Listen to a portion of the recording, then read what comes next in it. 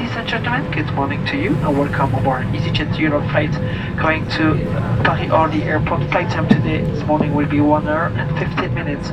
My name is François. Bonsoir et bienvenue à tous. Donc on est réunis ce soir pour écouter cette pitch de start-up de l'IoT Valley. On a traversé la France pour présenter à 4 investisseurs nos super startups. Nous, vu qu'on aime bien les défis, on s'est dit, allons-y, montrons que c'est possible de lancer des boîtes, de lancer des startups avec des profils étudiants. C'est un peu l'aboutissement de ces 6 mois, donc on va voir ce que ça va donner.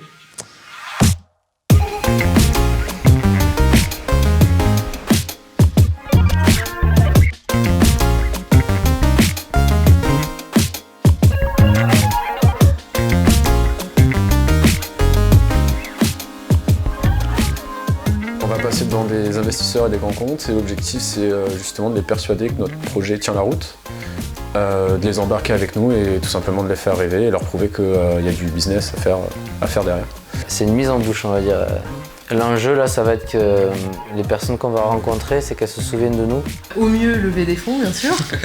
Sinon, au pire, vraiment avoir des contacts solides qui sont là pour nous dire c'est un peu trop tôt, revenez vraiment quand vous avez les preuves avec vos clients. Si on trouve quelqu'un qui peut nous soutenir ou du moins nous donner du contact ou du feedback ou du réseau, ça peut être vraiment un tremplin énorme pour la suite de la boîte, quoi. Donc c'est assez important. C'est potentiellement un projet qui va fonctionner, c'est une vraie fierté et pouvoir peut-être en vivre avec, c'est encore mieux, quoi.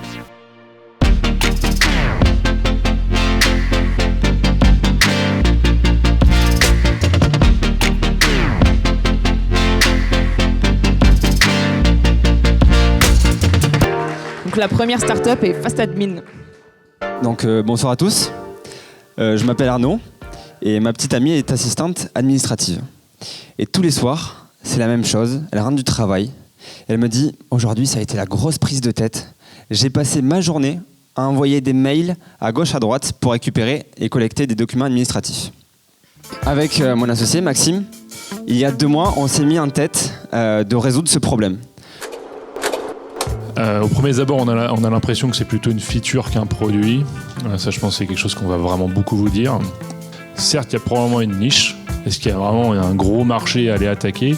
En tant qu'investisseur, en voyant beaucoup de dossiers, on sait que ça ne peut pas se dérouler comme ça. En tout cas, je chercherais peut-être à évoluer sur d'autres types de documents et d'autres types de process que juste ça, quoi. Et je me dis, pourquoi vous attaquez ça alors que franchement, sur la KYC, je pense que globalement, vous ne serez pas les meilleurs du marché, quoi. Peut-être un peu dur là, comme feedback, mais moi d'abord bravo parce que c'est déjà le fait de se lancer, c'est déjà un truc. Ce qui manque aussi un petit peu, c'est peut-être avoir une vision peut-être un peu plus globale du marché. Il y a peut-être encore un peu de boulot à faire. Ne vous découragez pas, essayez de réévaluer un peu le marché. Mais merci en tout cas. Merci beaucoup. Merci.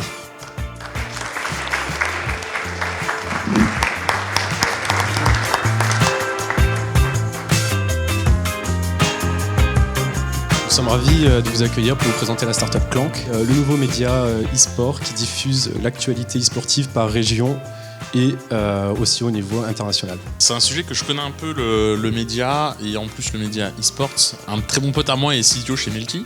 En fait, ils avaient énormément de mal à monétiser la partie annonceur.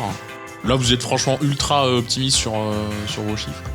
Mais qu'est-ce qui vous pouvez dire pour nous rassurer sur le fait que il y a des gens qui veulent payer? Qu'est-ce que vous avez testé, à qui vous avez parlé, vous en êtes où? Qu'est-ce que vous avez prévu de faire si c'est pas fait, pour nous rassurer sur ce point-là? On est allé démarcher plein d'organisateurs pour les ramener sur la plateforme, pour leur présenter le projet, etc. Et une personne à Lyon nous a dit clairement, si vous me ramenez la moitié des joueurs de Lyon, il n'y a aucun problème, je veux payer pour être sur votre plateforme et pour être affiché en haut, en tête d'affiche, pour que mes événements soient le mieux référencés possible. On va vous parler ce soir donc de billetterie et de sport.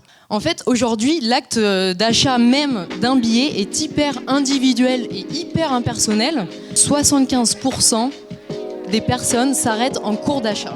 Comment on fait ? On leur propose une application qui joue essentiellement sur le sentiment d'appartenance au club.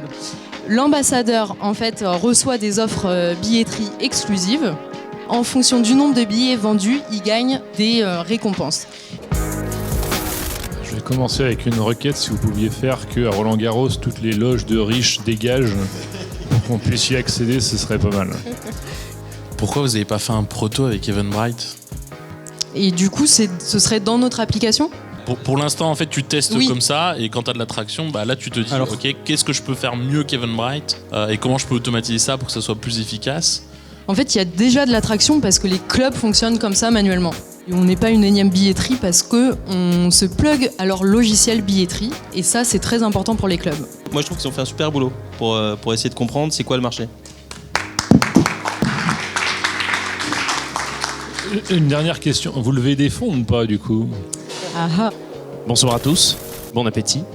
Quand j'étais matelot sur les bateaux de transport fluviaux, j'ai eu l'occasion de remarquer que pendant un chargement, le bateau était tout le temps sous-chargé. Ce problème n'est pas résolu parce que c'est un secteur totalement oublié. Aucune innovation technologique n'a été faite depuis 1945, alors que dans un contexte où les ressources sont limitées, le transport fluvial de marchandises est celui qui utilise le moins de pétrole à la tonne transportée. En fait, Torlight, ce sont 3 boîtiers comme celui-ci, amovibles, qui communiquent en temps réel des données sur le tonnage en temps réel et aussi sur l'équilibrage pour réaliser ces fameuses économies de carburant.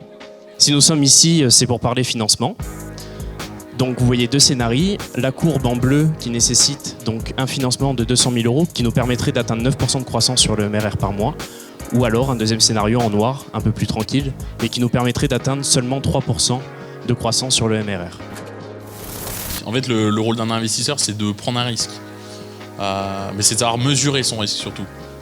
Là, ce qui est bien, c'est que tu me donnes direct l'info, c'est que tu me dis attends 12 mois, et si dans 12 mois j'arrive à faire du 3% par mois, franchement, mets bien du cash.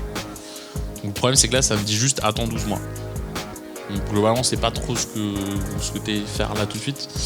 Donc, en fait, c'est vraiment ça le métier d'un invest. Quand tu veux gagner de l'argent, c'est aussi de mesurer ton risque. Donc, lui donner pas l'info. Si vraiment le mec veut regarder le deal, il fera les calculs, il se débrouillera, quoi. Merci à vous. Merci à tous.